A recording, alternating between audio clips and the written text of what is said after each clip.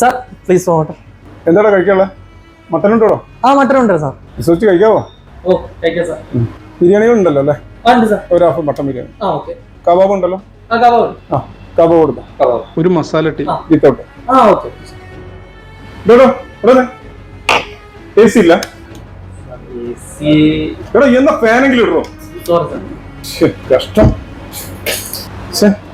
ഇവിടെ ഒന്നും വേറെ നല്ല ഹോട്ടലില്ലെന്ന് തോന്നുന്നു. എന്താ ചെയ്യാ, വേറെ വഴിയില്ല.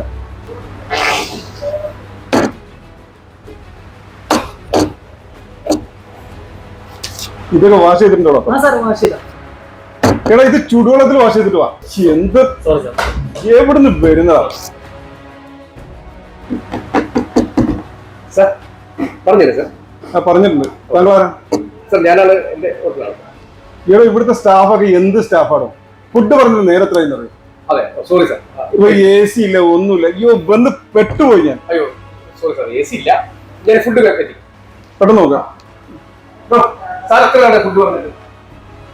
നിന്റെ കളിയില്ലല്ലോ, പറഞ്ഞ ജോലി കൃത്യമായി ചെയ്തില്ലെങ്കിലോ യൂസ്ലെസ്. ഫുഡ്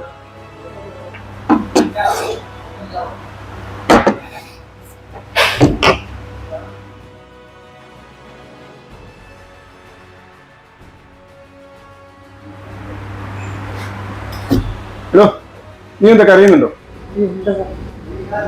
എന്താ കരഞ്ഞിട്ടൊക്കെയാണ് ഗ്ലാസ്സിലൊക്കെ പിടിക്കുന്നത്? അതുപോലെ കൊടുക്കുന്നു.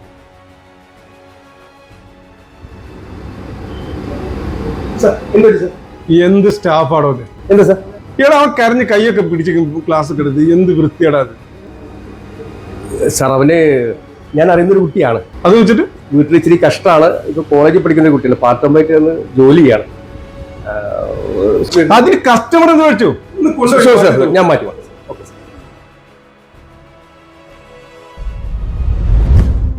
എത്രയാടോ ബില്ല്? ആ സാർ